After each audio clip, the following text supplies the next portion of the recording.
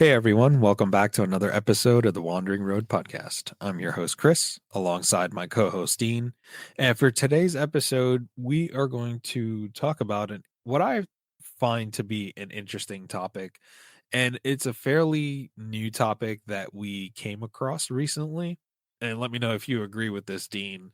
Kind of paranormal to its core, sprinkling a bit of psychological in there as well.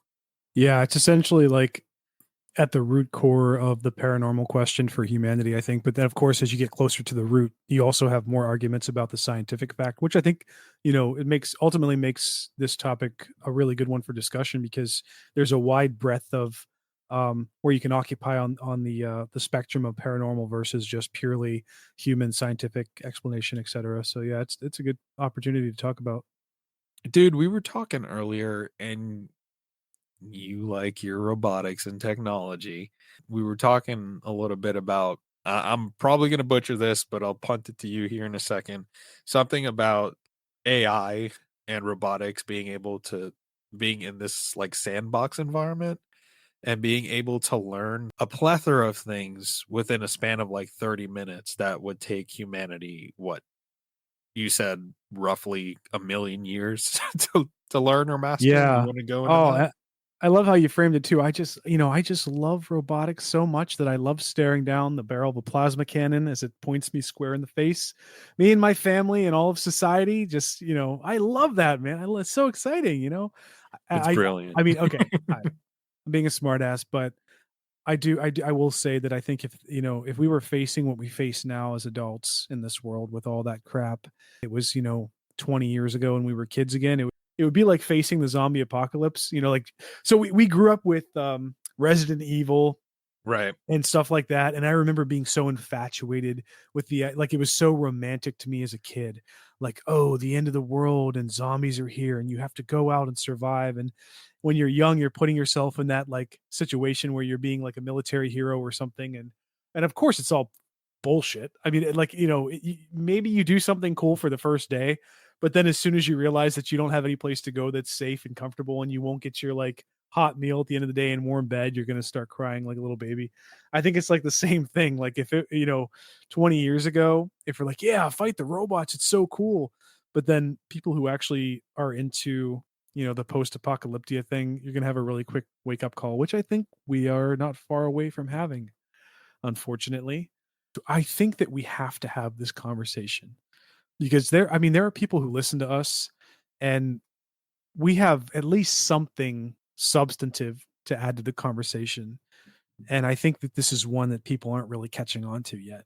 I did want to do this opening segment and just talk about a couple of things, and then maybe we can bounce back and forth before we get to the actual topic. So, what caught my eye recently, creating this whole doomsday worry in my mind, I did not realize and I did not know that those individuals who are responsible, those companies and individuals who are responsible for mass producing and training and replicating artificial intelligence, they are also prepping robotics for being synthesized and altered and developed in a way that can be automatically uploaded into physical robotic systems. And the way they're doing this is they've essentially created a virtual sandbox wherein they have tens of thousands, if not more, of robotic imitated virtual avatars that are interacting under the same, whatever you want to call it, quantum, physical, psychological, whatever scenarios you want to put a person in or a robot in the real world. All of those benchmarks are being placed into that virtual reality. So all these robots are constantly training in this virtual reality under the same situations that they would experience in real life. That means that when you combine all of those tens of thousands of robots going through multiple iterations of moving and interacting with the virtual world based off of what it would be like in the real world, all you have to do when you hit a certain level is to just download, compile, and inject that into an actual physical robotic system. And what you get is, say 30 minutes of time passing in our current reality, like the physical human reality, 30 minutes goes by in our reality, 1 million years of training and learning goes by in the virtual reality. Not every robot is going through a million years in the virtual reality, but the fact that there's tens of thousands of them going through multiple iterations of training and experience under the same load as real reality, you combine that, it's like saying one robot going through a million years of training. And then suddenly you can compile that and download it. And can you imagine a situation where like we have a combat force of humans on the ground, right? They're held up into a like a point where they're defending. They have covering fire and like positions lined up, and then the robot is like they're fighting the robot's coming in to take out their position.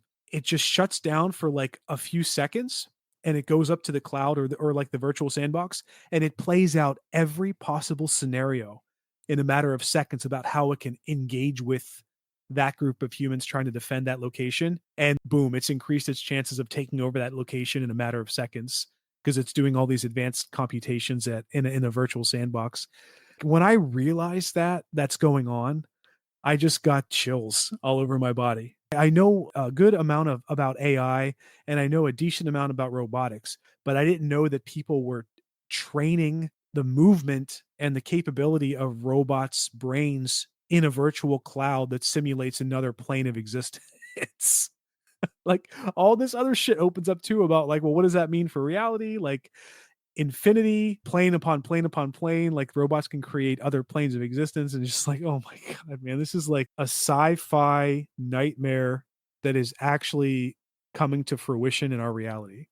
I like your example of the soldiers in a defensive position. In some futuristic world, you know, the robots are going to be used for combat purposes. And these soldiers, highly trained, highly experienced, right? They're probably the best of the best. They're probably special forces. They're doing what they're supposed to do. But then you're going up against an artificial enemy that has had, for the sake of conversation, millions of years of experience and training pumped into them via a test environment, a sandbox environment, where they're able to process all of this information and analyze all these tactics and everything. So anything that you try to do aside from what an EMP assault is going to be rendered Yeah. obsolete unless you Yeah. fucking fry the every electronic on the planet. To save your life, you have to cut off your legs. We're in a situation in the future where like we can set off a mass EMP pulse explosion in space with a nuclear weapon strategically placed at multiple points across the globe to hit that horizon to just completely obliterate and fry all of the electronics. And I just want to be clear about something real quick. We are not saying that this is going to happen, but what we're saying is the circumstances in which the progression of AI and robotics and technology are going in the next 5 to 10 years, how rapid it's going and some people are doing to get it up to that level, it definitely creates a situation in which that is a serious concern. We'll get on to the actual topic. I'll give myself one more minute to talk about this, but there's two more things I want to just briefly touch on that are of a concern. The first one, so there's a company, right? The company is called Safe, or it's basically an offshoot of this company called Safe, and it's a Virginia-based protective design specialist company. And in 2026, they're going to unveil a concept called eerie. You can go out. Forbes magazine has an article about this that came out like I think just like a week ago, and it just blew my mind. So basically, there's a company that's building an underground bunker at various Yeah. locations across the United States, like 1,000 bunkers. They're going to unveil the first one in summer of 2026, apparently. And it's like $20 million per bed. And it's like the most luxurious. It's like if there was such a thing as a 6-star hotel, it would be this. You have like everything luxury you would ever expect at like an ultra fancy hotel. This is what the bunker is. And it's meant for people who have tens of millions, if not hundreds of millions of dollars at their disposal right now. They can purchase and reserve a kind of like Fallout. It's basically Fallout. It's a Fallout vault, except it's for the ultra rich only. They have robotic staff. They have opulent medical suites with AI and all this stuff. I don't know if it's actually going to play out like that. And of course, like you said so astutely earlier, you were basically saying, yeah, well, they don't consider the human factor. I'm sure eventually they're going to butt heads and have some serious issues down there if they do go into that situation. But what I'm most concerned about right now is, holy shit, the ultra rich are finding a way out of what is possibly an impending doomsday scenario from multiple angles, including the AI robotics thing. But Yeah. let's get into today's topic of discussion, which I'm excited to talk about. It's going to be third man syndrome. So, for those of you that are not familiar with what third man syndrome is, it refers to situations in which people are in Like, dire of yeah. situations, right? Yeah. And they feel this unseen presence. Some people say it's a spirit, some people say it's in their mind, some people, Ernest Shackleton, who we'll get into, in his famous expedition where they were essentially trapped in the Arctic. During their expedition, they said they felt there was a presence. It was Shackleton and two of the companions. And they said as they were going through their journey, they felt like there was a fourth presence with them, pushing them along. So to sum it up, yeah, third man syndrome is essentially you're in a very dire situation in which you're going to die. If you don't keep moving forward, you're going to die. And people make the claim that in these types of situation, whether it's some sort of angelic presence, guardian presence, some sort of spirit, or it could be in your mind, just keeps pushing you forward. There are actually some sci-fi shows that I watched in the past that are, some of them are quite old, Is it in super shows or Stargate? whatever. It is. It's Stargate. Well, Rodney McKay is stuck in some ship in one episode, and he was like trapped in this ship underneath some ocean on some planet. One of the other characters who was like his love interest. Oh God, what was her name? Sam something. Air Force captain or whatever. Like he was like infatuated with her, and she would show up like as a vision in his head. He's like, oh, he's talking to her. He's like, oh, I know you're just a product of my concussion. And she's talking back to him, and she's like saying, you have to survive, you have to fight. And he's like, oh, I'll just, I'll figure it out. And then things get worse and worse. And she actually is the reason why he ends up pulling it together and saving himself. But then it turns out later that she obviously wasn't really there, and it was the product of some underwater whale from another planet that was like sending him telepathic message. Is a like lot to talk about, like to get across. But the point is, third man concept where you have someone or something making themselves known and giving you positive feelings to continue on in the most dire of situations. And With Ernest Shackleton, I find this story really interesting in the sense that it's a situation where you're kind of fucked. Most people would not survive a situation like that. or he was probably aware of it too, like you said, in the early onset. Like you're stuck in a dark room with a lock and the water's filling up on you and you're about to drown like in a matter of hours. It's like, what hope do you have left? I think that's the most important thing to mention in these stories is the people who experience the third man. It's like they're not suddenly in the chaos of being about to die. That's a different story. This is like a gradual onset of hopelessness. Like, you're wandering through the desert or the snow and you're getting colder. Animals are dying around you that you brought along. You're running out of food. Like, I think that's important to mention. This happened to Shackleton during one of his Imperial transatlantic expeditions.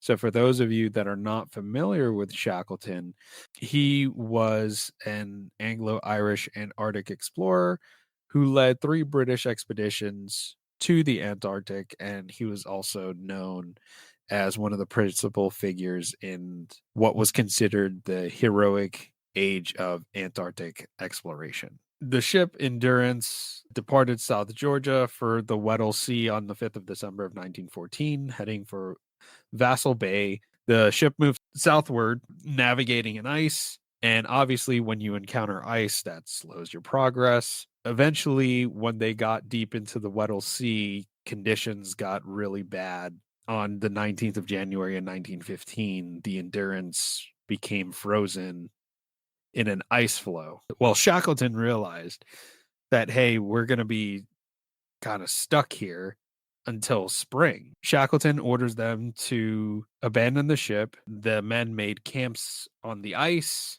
eventually the Endurance sunk. So for about 2 Oh months, man. yeah, Dude, they camped. talk about a new fear. That's a new fear now that you've injected into my brain.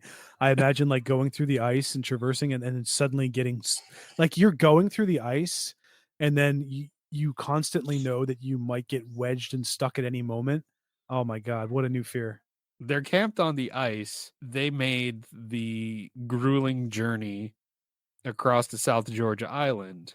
And while they're making this journey, I believe it was to a whaling station, to get help and everything like that, to save everyone else.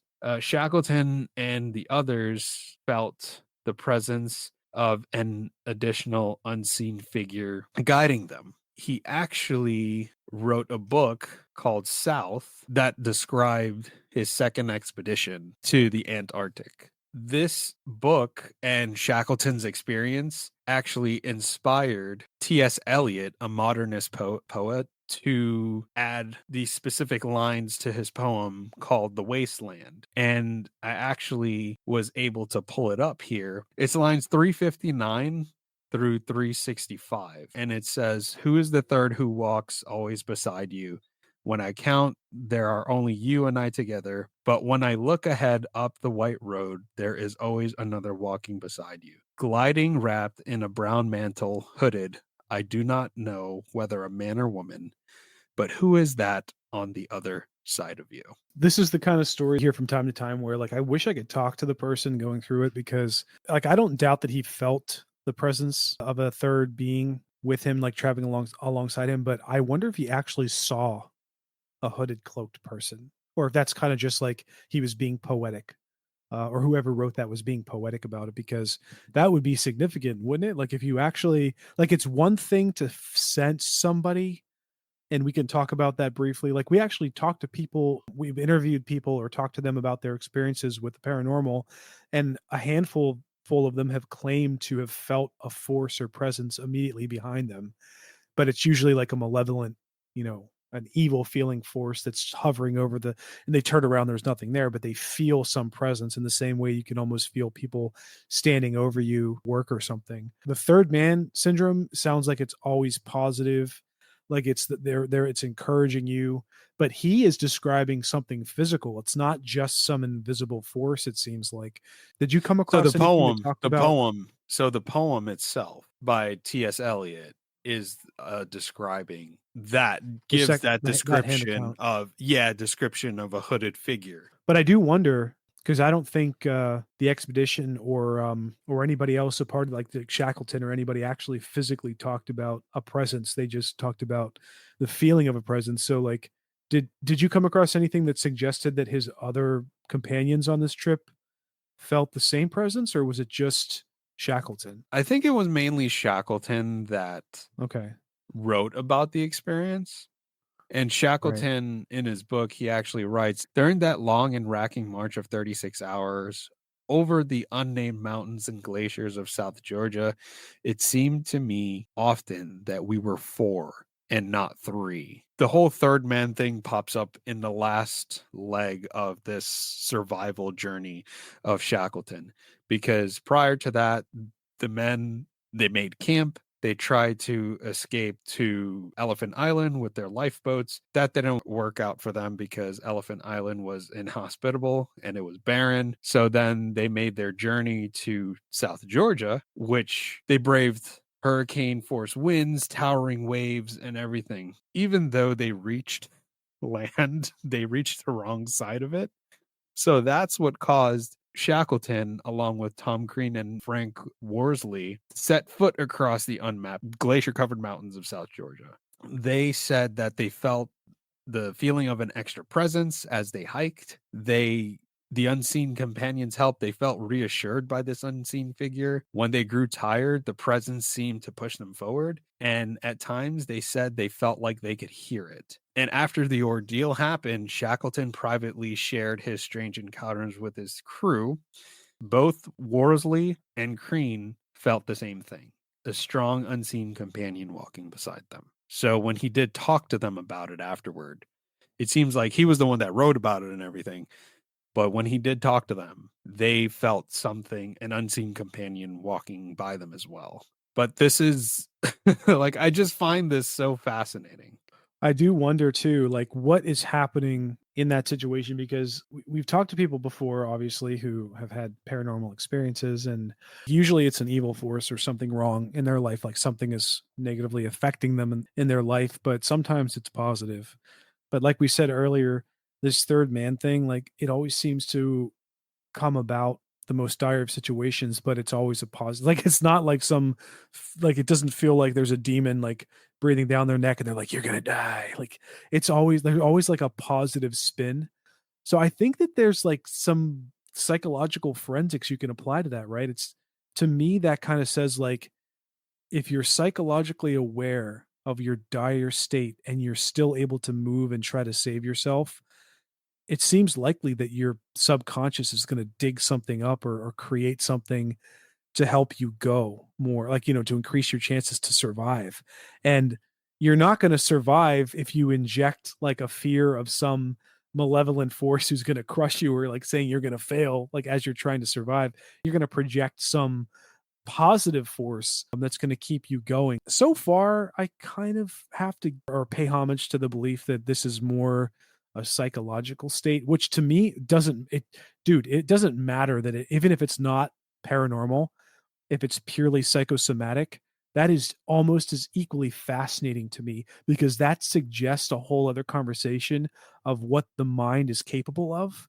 Like that we're actually like we actually have minds that we're living with as conscious, aware people talking to each other right now. But there's a whole universe or subcontext or sub world in our brains that are doing things that we are not aware our conscious is not aware of. You can almost have like an entire episode talking about that inward. I know it's not paranormal, it's not like what people come to our show for, but I think it's still like worth exploring too, right? I mean, what put that in there? What put that in the brain to begin with? And I guess you can ultimately still tie it back to the divine or some paranormal force. But like we'll go into some more examples because they're all interesting. But like what's your take so far on what's going on with that It whole situation? I oh man, you could always throw out a tulpa. Okay. You could always Yeah. throw out a A tulpa little bit of where both worlds, right? Both right, worlds. yeah, yeah, where you're in a situation and you're with 2 other people, Yeah. you have to make this journey. 36 fucking hours nonstop Yeah. through horrendous terrain. You're literally out in the Arctic, you're crossing an uncharted mountain range. It's just literally the 3 of you. You're all focused on one task. We have to get to the other side of this island because we have to get to whatever whaling station or whatever station is there. I said we have to not die. Yeah, we It's have to not die. The focus on we have to not die. You'll come up with things in your head to keep going. You're probably like me, we like to run. And when you're getting drained, you're in that last leg, you think of shit in your head. It's like, try to fuck, run. try to run. You got to keep going. You come up with something stupid like, okay, if I don't make this time in under 5 minutes or something like that, something's gonna like die. Like I'm gonna die Yeah. or I'm gonna Yeah. lose something. You give yourself that internal motivation to keep going. And in this dire type of situation, I think it's interesting that it's manifested Yeah. in this type of unseen presence. The other example that I have is one of Frank Smythe, who was a mountaineer. In 1933, he joins this expedition to climb the Mount Everest summit, tries to reach the summit of Everest.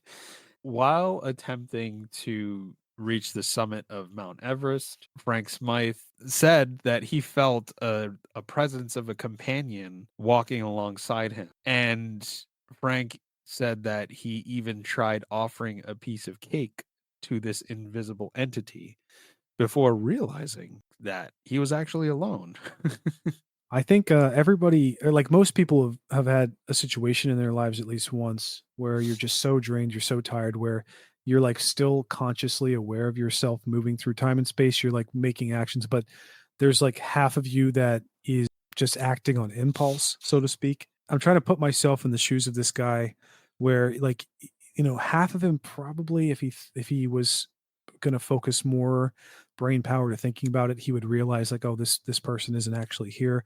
His muscle memory is to offer a piece of cake to something that he sensed, like that he feels like a presence near him. The best example I could think of is what I'm trying to say is I've heard stories like even my family members like passing away. Like my grandfather, I wasn't there for this, but family members said that when my grandfather was passing away in his hospital bed, he was claiming to see, I think it was either his grandfather or his father, and then his sister's husband who had passed away years and years before. So I think he saw his grandfather or his father and then his brother-in-law, who were both deceased, obviously. And so, but I think at the time, like he was still lucid. He was still able to have a conversation with somebody else in the room who was really there or like, actually alive and, talk to them and interact like, hey, can I have some water? Can I have something to eat? He was like that too. So he was like bridging the gap between touching this reality, but also reacting to something that was seemingly happened outside of this reality. I think that's the best example I can offer to say that's probably what this guy was going through. Like he's kind of like half aware, but he's also reacting to something ethereal that he's trying to bridge the gap between reality and the ethereal or whatever. And so that's why he ended up offering the cake. So he's not like completely gone, but he's reacting in a Right. way that he thinks makes sense. That is both very interesting, and it's also an indication that something more was going on than just hallucination. Either his brain was creating something very complex, or there was something really there, or like you said, maybe a tulpa where he was actually creating something out of the situation to help him along. Or it was an invisible Yeti. Yeah. On the Frank Smythe example, he was in the zone, which was called the death zone. So at around 28,000 feet or so, or 8,500 meters. And essentially, once you get that high, you're going to suffer from a lack of oxygen. You're going to suffer from cold wind. You're going to suffer from exhaustion. And basically, as he continued to climb, that's when he started to feel that presence. In some of his personal accounts, he said that, and I'll quickly summarize it, as he was climbing alone, he said he felt a strong feeling that he was accompanied by a second person, and this feeling was so strong that it led him to share his food, in which he realized there was nobody there. Despite having this mysterious companion with him, that feeling, that syndrome, he made the decision that, you know what, I'm too weak, I'm exhausted, I'm just going back. And he said that when he made the decision to go back, the presence didn't just disappear, it stayed with him until he got back to safety. You ready for this crazy concept that I just thought of? How many people were in dire situations over all of the modern history that we've had, these accounts of the third man? How many people actually didn't survive, but they had the third man or the third entity appear before them? We'll never know, obviously, right? Like Right. I wonder, does the entity, if it's a separate entity, present itself only in situations where they know that they're necessary to keep the person alive? Meaning, if there is another force in the universe that knows, like, oh well, I might care about this human who's going through a difficult situation, is about to die. I might care about them, but I know that if I make myself present and tell them to keep moving, it'll be in vain because I know that they're not going to make it. But then the flip Right. side is like, if that force does know, I have to present myself, otherwise they're not going to make it. It's kind of like, I don't even know what a good analogy is, but like, you can't test something that's not testable, because all the people who died will never know if they actually had that vision. But then you can say there are multiple iterations of something presenting themselves to other people who survived. That's probably a tick mark in the direction of this actually being an outside force from Right. what these people were creating in their mind. And that's something to hold your hat on. Like, that's huge. Yeah, and it goes even further because I have a few other examples before I go into the final example. Back in 1927, you have Charles Lindbergh, the famous aviator that did a solo transatlantic flight from New York to Paris. And during this solo flight, Lindbergh said that he experienced extreme fatigue and sleep deprivation.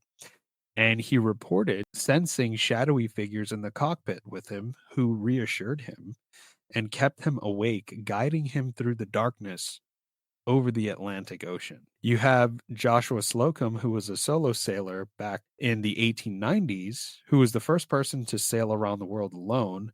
He wrote about a mysterious presence that would sometime take the wheel of his ship while he rested, and he believed that it was a ghost of a sailor that died at sea that was helping him navigate through the treacherous waters. You know what would be really crazy to find out, which I know we're never gonna find out, at least while we're alive. All of these people who went through these accounts of the third man guiding them to safety. I wish you could go and talk to everyone, one of them, and find out what their actual beliefs were about like the metaphysical, the religious, the paranormal. Like, did most of them believe in something? Did most of them not believe in anything? Were they agnostic, atheist?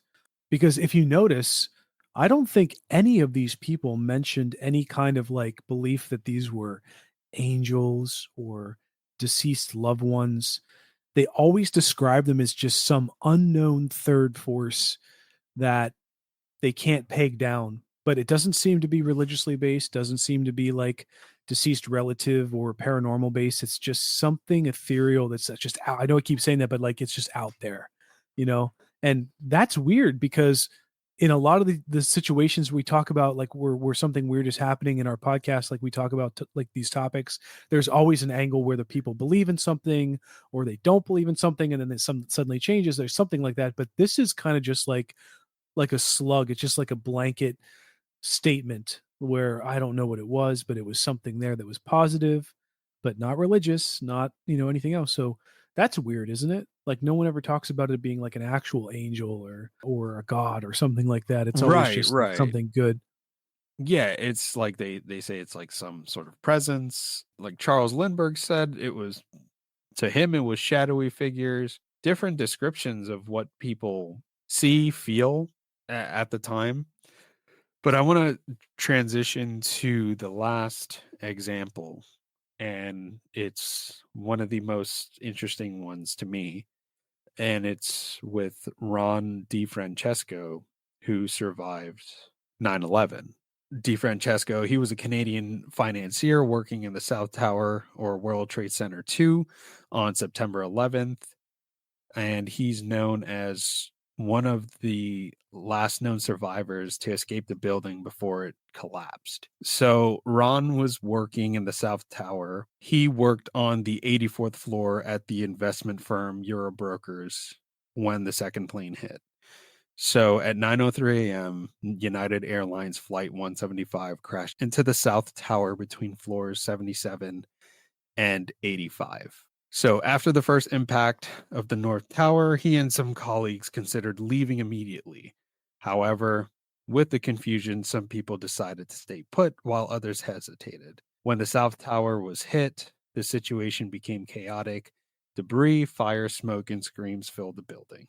Then he decided to make his escape. He made his way to stairwell A, where he encountered a group of people trying to descend. As they reached the 80th floor, fire and debris blocked their path. Some turned back, believing escape was impossible. So initially, DiFrancesco decided to follow them back up, thinking there was no way down. But then, at this critical moment, DiFrancesco says he recalls a strange presence, one he couldn't see, but he could feel and hear it. He described it as calm but a forceful presence, a strong guiding hand pushing him forward, and a voice telling him, "Don't stop. Keep going. Get up." Feeling almost pulled by an invisible force, he turned around and ran back down the stairs, pushing through the smoke and the fire. By this point, the lower floors were on fire. He covered his mouth, lowered his head, and ran through the flames. He burst through the exit on the ground floor, badly burned and choking on smoke. Seconds later, the South Tower collapsed. DiFrancesco was one of the last people to escape alive before the tower collapsed. After you read that story, I remember hearing that about that story probably like not immediately after 9/11, but like a few years later.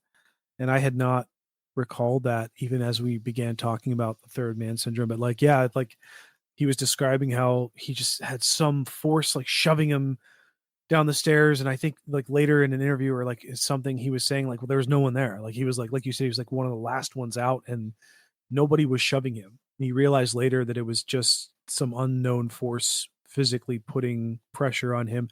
Yeah, man, that's so crazy. not every situation we talked about with the third man stuff did people feel a physical presence. It was like more or less just there off to the side. These examples where they're feeling physical force, that's harder to argue that this is purely psychosomatic. Because, so, like we've all had those moments where we are sitting in bed or like sitting in a chair and we suddenly feel a twitch on our Hmm. shoulder or arm. And, you think to yourself, like, oh, that feeling that I just felt that was a twitch, it's indistinguishable from someone brushing my arm or pinching my shoulder. But if these people are actually talking about something pushing them forcefully, continuously, or guiding them with the pressure on their shoulder with the hand, the unseen hand that's constantly there guiding direction. That's huge. It's nuts in a good way. Yeah, This was a hopeful, positive discussion. yeah, I think they all were positive and unique in the sense that, they all survived. But this one is different in the sense that he wasn't isolated. There was no deprivation, Right. Yeah. resources. This one was a highly chaotic and life-threatening event. And what's Yeah. interesting Right. about this one is that Shackleton, right? They're talking about feeling this presence. Lindbergh, they're Sensing, right. sensing, seeing the shadows. The guy Yeah. sailing across the world, he's like seeing a shadow manning his ship while he's trying to rest. But in this situation, he felt it push him. He heard it. That is very distinct. This one is very unique compared to the others, where the others were, yes, they are survival situations, but it wasn't chaos. It wasn't people on fire. It wasn't dying. It wasn't pandemonium. It was pretty straightforward. Shackleton, pretty straightforward. You either cross these mountains and lived or you fucking died. This one, you had people screaming. It's the same premise, but you get it one wrong move. It was just a different situation. Still survival situations, but drastically different circumstances. I would probably imagine that there are some people out there to say that you would place the 9/11 example into a different category because you can offshoot it into a guardian angel discussion. You and I both in our years have heard, formal examples and also kind of like secondhand examples of people experiencing dead loved ones or what some people call guardian angels where like someone's in like a dire situation or they sense something or they get the feeling like something tells them that something is wrong. They get this sense. But like you said, the 9/11 situation, it was like he was under fire, things were rapidly deteriorating around him, whereas all the other cases were like a slow, steady onslaught. Yeah, I don't know. You could probably argue that the other ones were the pure third man factor or third man syndrome situation where there was some either presence or subconscious context being projected into their reality.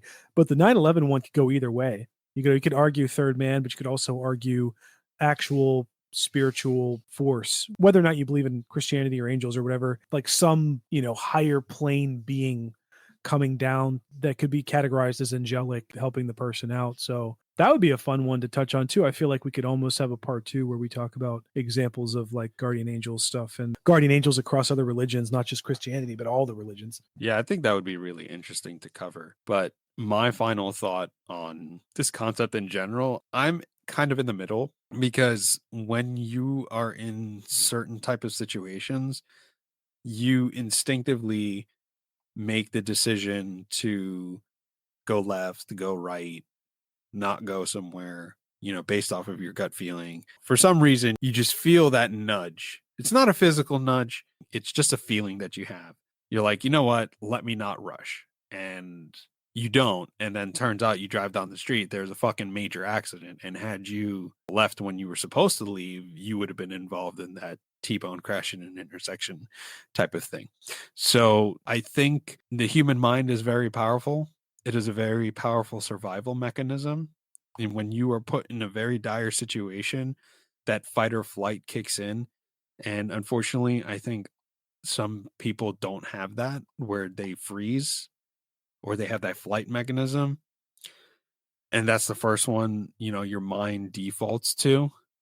But it sounds like these folks here, they all got the fight, right? And they decided to take matters into their own hands. Is like, fuck it. I'm going to try. I'm not just going to sit here and die type of situation. But on the other hand, I like to think, there's some sort of guardian looking over you, like where you're in a dire situation, it senses it or the angel or whatever you want to call it, senses that this person has a very strong will to live. I'm going to help them. I'm going to give them that a little extra push. Well, what are your final thoughts on the matter? Dude, it's so funny that we have this conversation and we get to this point where we're wrapping up, and I feel like we're just getting started and unraveling the discussion because we touched on so many things that can branch off into multiple pathways of topic and whatever. But for those listening to this one, we done another recording earlier today, and we were doing doubles recording this Friday because there are some upcoming weekends where we won't be able to record. So we're trying to get it out of the way. And covered another topic earlier today where we mentioned this concept where, if you have some premonition or you have some strange occurrence happen in your life where it's not just you as part of that outcome, it's also other people that have to align with a series of events or perform a series of events to get to that strange outcome. And the example we used in the last recording was the one that you gave where you're interviewing your sister about the haunted house you used to live in, and then your cousin inexplicably calls at the exact moment. The big thing about that is like you never talk to your cousin about this house anymore. You rarely talk to anybody about this house anymore. And it just so happened that your cousin pulled up outside your old house that was haunted when you grew up as you're talking to your sister, almost as if he knew that you were going to have this conversation. But Right. twist, you didn't tell him about it. So, all of those parties, they all had to align. Your sister had to agree to come on at that time. You had to agree to have that conversation about the haunted house at that time. And weirdly, your cousin, separate from your actions with your sister, had to have found himself traveling to that location for whatever subconscious reason at that time. When I did research on the topic today about the third man syndrome, I came across something that ties beautifully with this concept that there might be some underlying portion of our brains that is either calculating things at some astronomically complex level that our consciousness isn't aware of, that leads us down certain paths, or there's some kind of like invisible antenna that is tapping into the spiritual or ethereal or metaphysical plane where different information is coming into our third dimension reality and affecting us. So you actually might have heard about this because what this concept I'm about to bring up is rooted in, it's going back as far as the ancient Greeks.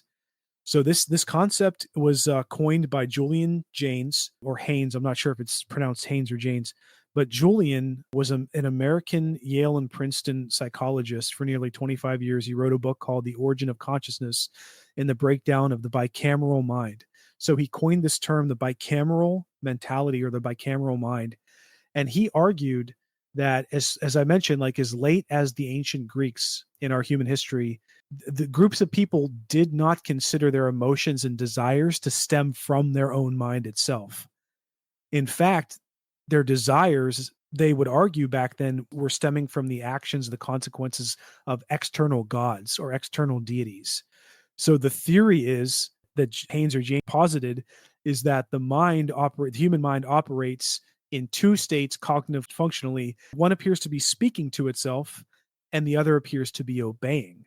So the speaking part is like the part of me that's talking right now, the part of me that's choosing the words, the part of me that is choosing to do this or do that in my own conscious mind sitting here. But then there's the part that obeys. So like we're hearing whispers all the time about what our so-called conscious mind is telling us to do. Should we, choose this food or that food or hang out with this person or go do this thing? What he argued was these ancient humans were believing that they were being influenced in their actions by the gods.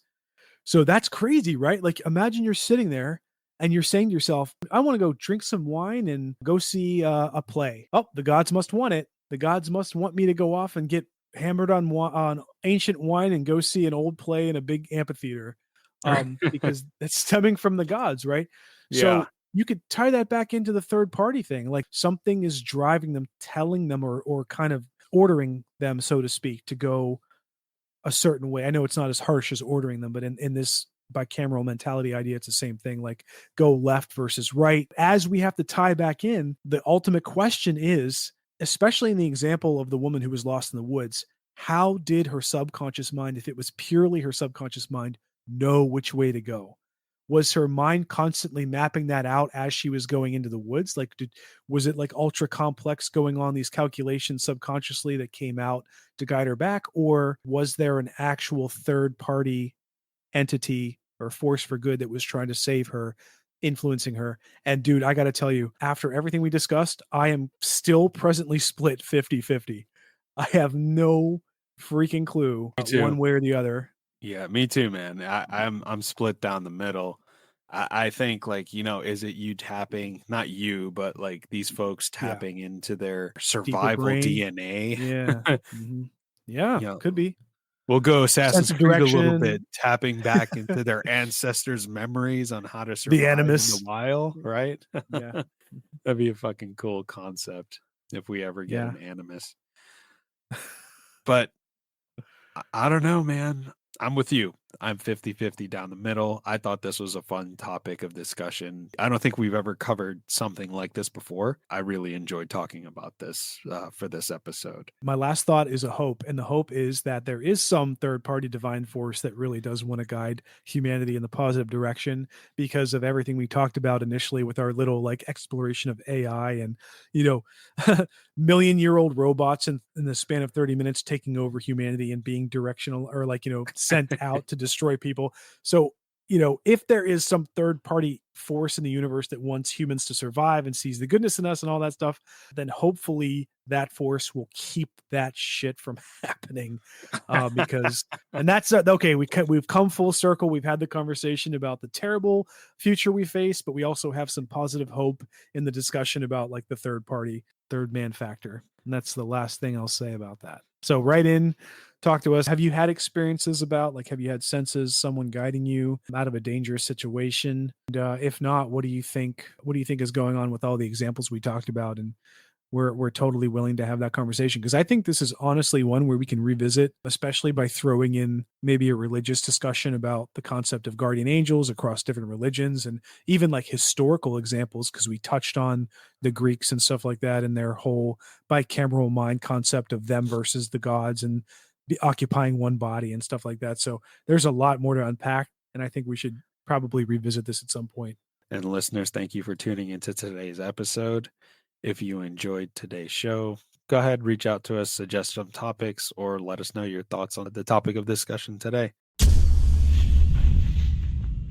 Thanks for tuning into today's episode of The Wandering Road. You can find us on Apple, Google, Spotify, and most podcast platforms. Be sure to subscribe and share. Also, don't forget to give a follow on Instagram at twroadpodcast and follow my TikTok at twrpodcast. Take care, and I'll catch you on the next one.